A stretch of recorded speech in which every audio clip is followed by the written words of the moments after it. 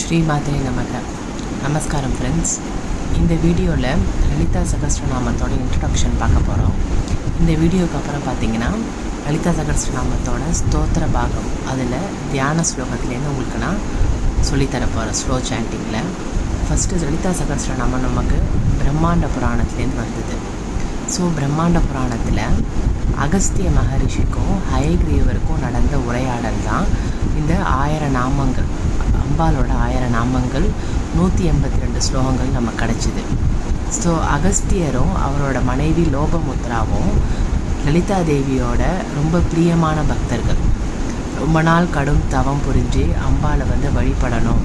அதே மாதிரி இந்த கலியுகத்தில் நாமஸ்மரணத்துக்கு தான் முக்கியத்துவன்றதுனால அம்பாலை 1000 நாமங்கள் சொல்லி நம்ம சேவிக்க நமக்கு எல்லா விதமான பாவங்களும் தோஷங்களும் போகும்.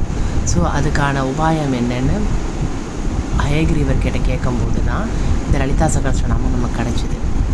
ஸோ இது ரொம்ப ரகசியமான ஸ்லோகம். இது எல்லாருக்கும் நம்ம சொல்லித்தரக்கூடாதுன்னு ஹயக்ரீவரே இந்த லலிதா சகஸ்ரநாமத்தோட பூர்வ பாகத்தில் சொல்லியிருக்காரு.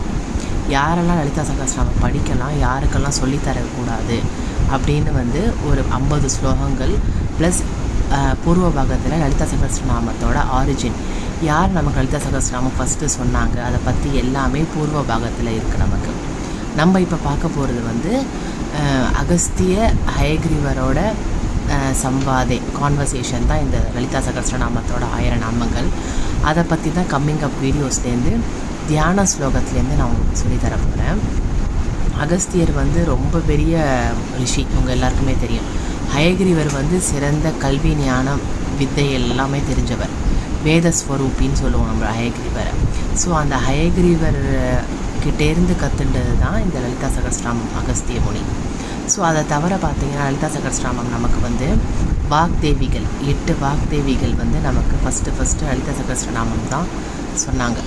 ஸோ அதுவும் பூர்வ பாகத்தில் வரும் நமக்கு. அதை நான் தனியாக பூர்வ பாகம்னு நான் தனியாக ஸ்லோகத்தோடு நான் எக்ஸ்பிளைன் பண்ணுறேன். ஸோ லலிதா சகஸ்ரநாமம் ரொம்ப இம்பார்ட்டண்ட். நமக்கு எப்படி விஷ்ணு சகஸ்ரநாமம் பீஷ்மர் அம்பு படுக்கையில் இருக்கும்போது நமக்கு கிடச்சிதோ, அது மாதிரி லலிதா சகஸ்ரநாமம் அகஸ்திய முனிக்கு ஹயக்ரீவர் சொன்னது. ஸோ இது ரொம்ப விசேஷமான ஸ்லோகம். அது தவிர பார்த்திங்கன்னா பிரம்மாண்ட புராணத்தில் ஸ்ரீசக்கரம் வழிபாடு தனியாக சொல்லியிருக்காங்க. ஸோ அதுவும் நான் தனியாக சொல்லித்தரேன் ஃப்ரெண்ட்ஸ் உங்களுக்கு. ஸோ யாரெல்லாம் சப்ஸ்கிரைப் பண்ணிங்களோ சப்ஸ்கிரைப் பண்ணிக்கோங்க. கம்மிங் அப் வீடியோஸில் லலிதா சகஸ்ரநாமத்தோட சாண்டிங் நான் போட போகிறேன் நம்ம சேனலில்.